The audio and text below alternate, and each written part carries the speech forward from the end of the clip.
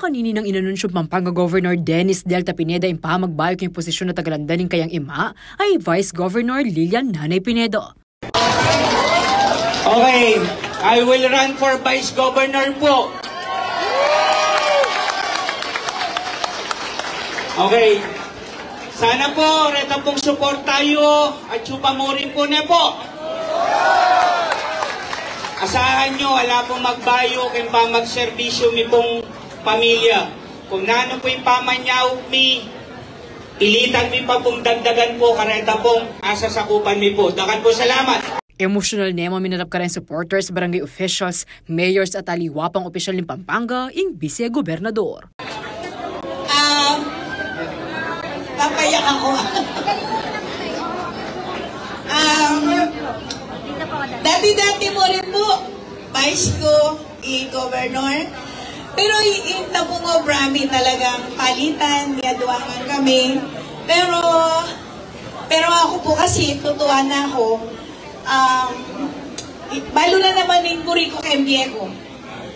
Hanggang mate ko yung kana kumbye, makatutok talaga kayo pa mag-service.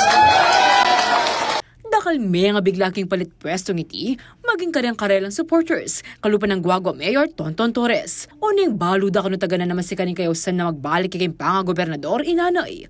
Ala naman kanung kaso karela yung posisyon na tagalon, manuala yari na matatagya yung tandem da Riminda. The way I see it, siguro, there was really a clamor, no?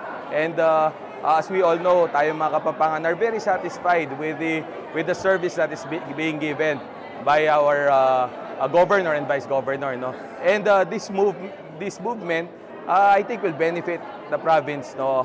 At syempre, yung suporta natin kay Governor Dennis, kay Nanay, whatever the position ay laging nandoon dahil alam natin yung puso nila talaga nasa Kapampangan.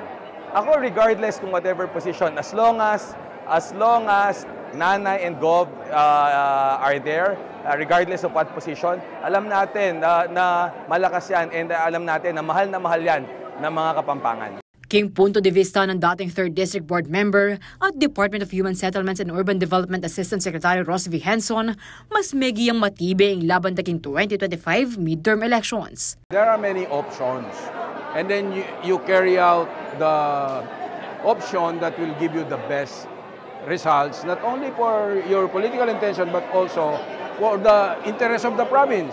Agpang naman kan dating 4th District Representative MP Bondok, nabayo yung palit pwesto lakwas karimi papamilya. Ila mo naman may kapatada incumbent 4th District Representative Ana York Bondok, may sasalitan laking pwesto, mupin ila manarilang termino.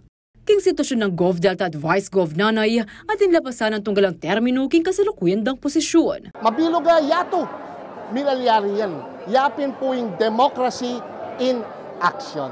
In natural order naman po kasi talaga, inanay, yung pengari i-delta, yung masigasig-ayanak. So ngayon, may balik na naman kayong posisyon na ita, at intang pengaring mayap governor, at intang masigasig vice governor, pabor, kareng sablang memanan. King switching ang milyari Vice Governor Lilia Pineda at Engineer Danilo Bailon, ing miyarap Kimpanga Gobernador. Kabang Gov Delta at dating Gov Among Ed Panlilio Kimpanga Vice Gobernador. Liana Canilaw, CLTV 36 News.